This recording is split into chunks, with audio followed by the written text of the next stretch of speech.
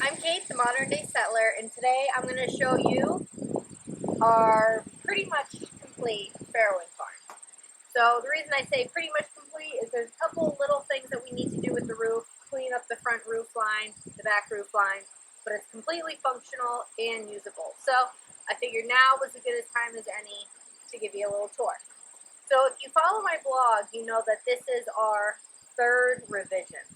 The first one that we did, this side here is the original structure that we built when we first moved here. It was originally a chicken coop. So we took a portion of the original structure, gave that to Big Marie to use for her farrowing house. Rev 2, we gave her the use of the entire area while making some changes to the creeps and the layouts and the bumpers. Some things stayed the same from the first revision. So now this is the expanded, doubled in size version that uses the same components as Rev 2, only it's twice as big. So we made a lot of improvements. We added a lot of little things that are going to make it easier for us, to make it safer. So I'm going to give you a little bit of a tour so that you can see all these things. So, like I said, originally this here, this was the original structure that we had built, 12 by 10, so 12 feet long, 10 feet wide.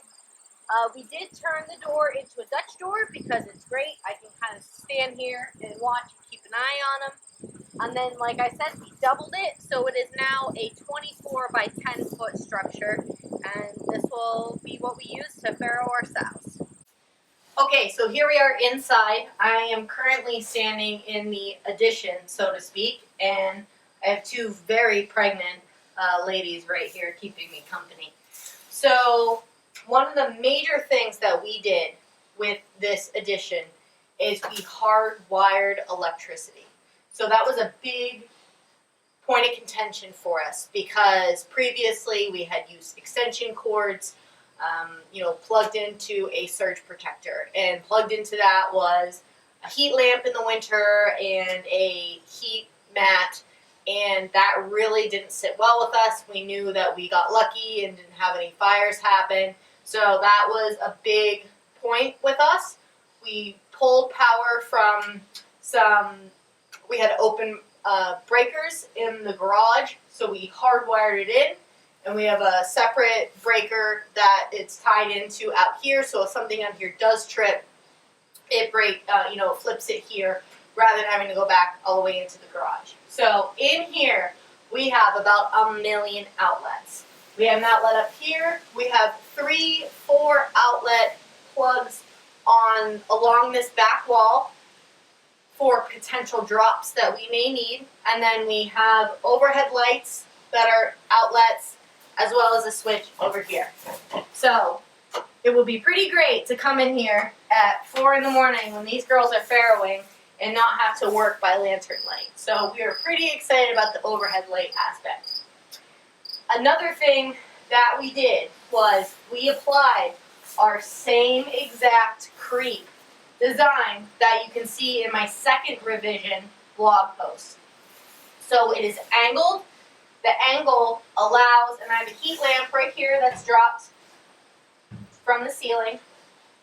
So this angled design, what it does is, rather than just vertical, it allows the heat to be retained better, which right now, late summer, early fall, that's really not an issue with farrowing, but for farrowing in, say, March or even February, when it could be below freezing, it is below freezing, potentially below 0, that angle really helps the heat stay in the creep where it belongs.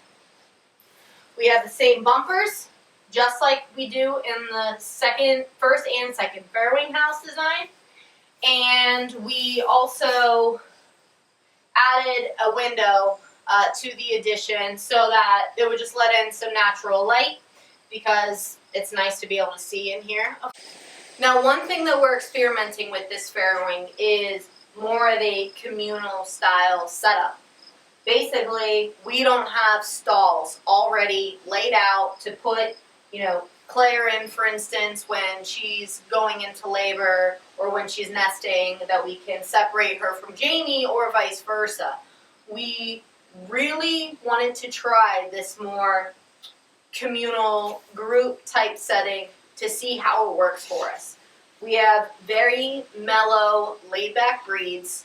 Our females get along great, and for us, it's not a concern necessarily that one of them is going to attack the other or anything like that.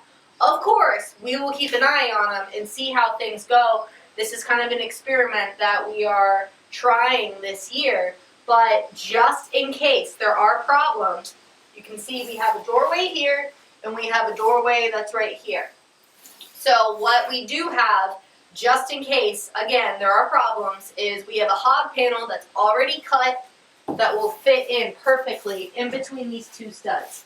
So let's say Claire goes into labor, she's farrowing, and Jamie is possibly not even necessarily being aggressive, but maybe she just won't leave her alone and isn't letting her be.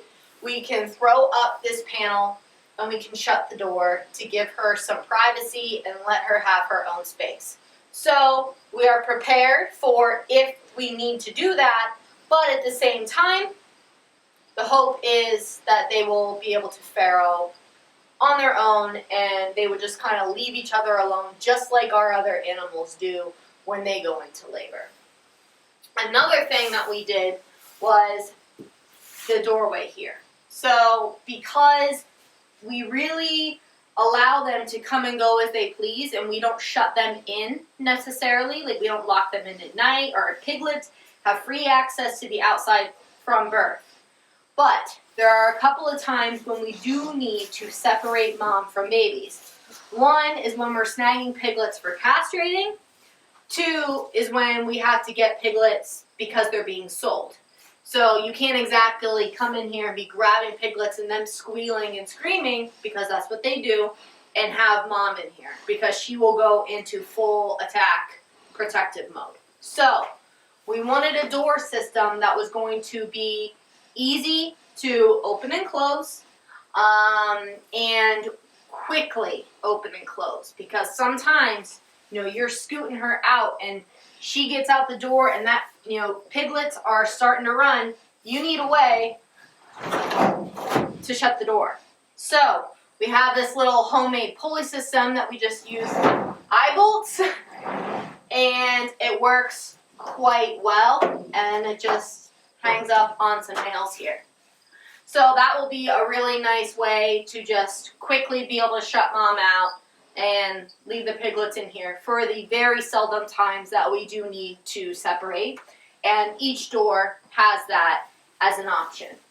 Another pretty big undertaking that we did, which was, I would say, probably the biggest financial investment we made in this, was putting in a new concrete slab. So the original side, when we built it as a chicken coop, we found a concrete slab that was already there, which is what we built the original structure on. Now, Big Marie, in her second farrowing, I want to say, found some weak spots, and it was crumbly. We knew it was crumbly, but she really tore it up. And so when we built this addition, we knew we wanted to go with concrete. It has several advantages. One being easy to clean, it's easy to scrape as opposed to dirt. Two, it helps keep them cool in the summer. Three, they can't destroy it when they nest, which the weak concrete she did. So this is good, new, solid slab of concrete. And so that, yeah, that is another pretty big investment that we made, but it was totally worth it. And we knew if we wanted to do it right, that's what we were going to do. While doing that, we also, on the opposite side of this wall, between the barn and the garage, we put in a slab for feed storage and for their waterer. So they have a 55-gallon drum with a couple of nipples that face into their paddock out here. It's right behind a paneled fence so that they can't mess with it, but the nipple shoots through. So it's really great. It keeps everything off the ground. It's slightly pitched so that if it does rain, the water doesn't pool and potentially come in. It runs right off. So it was a really great thing that we did, and we're really glad that we put in all of the effort to break up the original side, remove it, dig it down to just dirt, and then re-pour a whole new slab. Okay, so over here on the original side, it's a mirror image of the new side. We have the doorway. We have the same distance from the doorway to the wall as we did over on the other side. We have the same bookend style creep, which is what I call it because bookends, one on each side. These are 30 feet. They come out 32 inches, and then they run the full length, which if you're going from interior stud to interior stud is like 9 feet and maybe some change. So same exact layout, same exact angle, it works. Really, really like that design. That's something that we have not changed since we came up with that. We also, over here, just have a little shelf. This is something to keep bedding in. I have a fan up here that's angled down if it's a hot day. I can keep like my Farrowing kit up here if I need it. Just little odds and ends and things like that. And again, as previously mentioned, we have a door right here that has the same exact pulley system.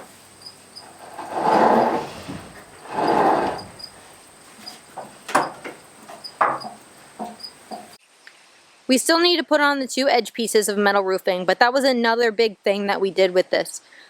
We had shingles on the original side and didn't want to do shingles again, so we bit the bullet and went with galvanized metal roofing and installed a gutter system as well. And we put a man gate next to the Farrowing barn for easy access rather than the other gate that never would swing properly and was constantly just a pain. So hog panels the whole way around with an interior line of electric fence for training piglets and for just helping keep mamas contained. We also came in, took out several trees. The original fence and fence line was one of the first ones that we did when we bought the place. So it was a hodgepodge of different fencing, wasn't done properly, and quite frankly was an eyesore. So removing that, as well as removing stumps, rocks, and cherry trees, not only made it more aesthetically pleasing, but also a better setup. Unfortunately for us, we didn't have anybody to copy their design. We truly started from scratch, not really knowing for sure what it was that we were doing. Rev 1. We found things that worked. We found things that didn't work, which led us to Rev 2. And now here we are, Rev 3, which is basically an expanded upon version of Rev 2. So if you have not already, I highly recommend that you go and check out my previous blog post that detail those first 2 revisions. That's how you learn. You learn from your failures, you learn from your mistakes. So you can see a natural progression of our experience with our Farrowing setup and what worked, what didn't, what we changed, what we adapted to best suit us. And this new structure is a combination of all of our experiences from previous Farrowings on what worked and what didn't. We are really hopeful that this is the setup to end all setups for us. We know we can house comfortably 2 sows, no problem. The goal is that with this communal setup, we'll be able to have 3 Farrow in there because it is quite a large space. When you exclude the 2 bookend creeps, we have approximately 20 feet of width to deal with. And with these girls being around 400 or so pounds, there's plenty of space in there for even 3 of them. So I hope you enjoyed this video. I hope you learned something. Maybe you want to try something that we did. Maybe I gave you an idea for something that you want to do different. Whatever it is, make it your own. Do what works for you. There is more than one way to do this. This is just what we have found is working for us, and we are very hopeful for any day now when these girls decide to Farrow.